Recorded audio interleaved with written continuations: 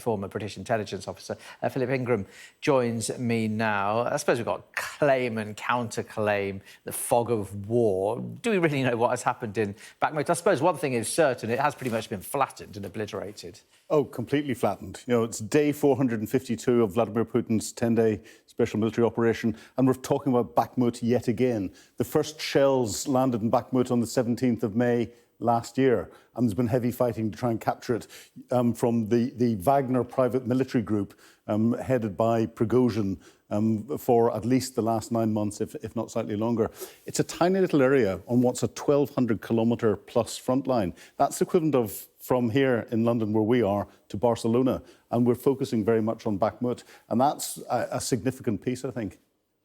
What about any kind of successes for the Ukrainians? I suppose they're holding the Russians there, so that's fairly positive. What else? It is a success. Well, if we look into Bakhmut and see what's happening, a few days ago, the map, this orange area, was where Russia had confirmed to have captured up to. They claimed the purple hatched area. And then only a few days later this morning, the assessment has changed slightly different. The Russians are claiming a little bit more. Now, speaking to a friend of mine on the ground only this morning, he says there's still fighting in the western areas, in Ukrainian-held trenches and in amongst some of the buildings. But you're right in mentioning the Russians have been advancing in. The Ukrainians have been fixing them in place, and they've got their defences down now outside Bakhmut and in those very early edges, and been letting the Russians slowly but surely advance through, because that's allowing them to trade a little bit of space to buy time. And that time's allowed the Ukrainians to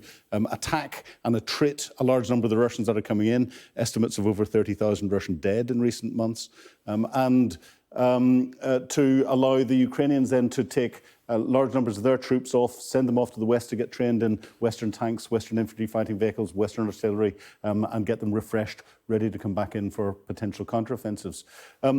Prigozhin has already turned around and said that his Wagner private military group have had success. This is him earlier today, just in front of the railway building, and we have geolocated this particular video into Bakhmut.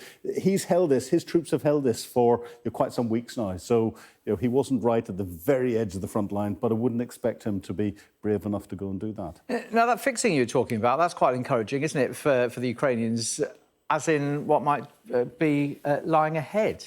It is, and it's fixed the Russians in two ways. It's fixed them physically in Bakhmut, and there's been reports over the last few days of the Russians moving troops from other parts of their occupied territories in to reinforce what's going on in Bakhmut.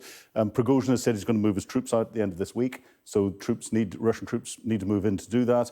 And it's fixed psychologically as well. As we're all focused on that, the Ukrainians are preparing for the counteroffensives. And I think there's three areas that could happen. The first one is back into Bakhmut again.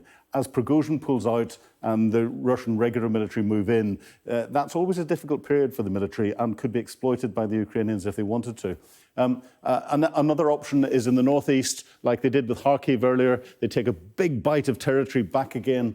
They did that quite successfully last year in Kharkiv and Kherson. And the final option, I think, is from Zaporizhia, and if they're feeling really brave, down towards the sea, there's a few areas there where you can cut the lines of communications that are essential to that land bridge from Crimea, therefore isolating Crimea further and isolating the troops that there are in the Donbass region that Russia's been fighting for.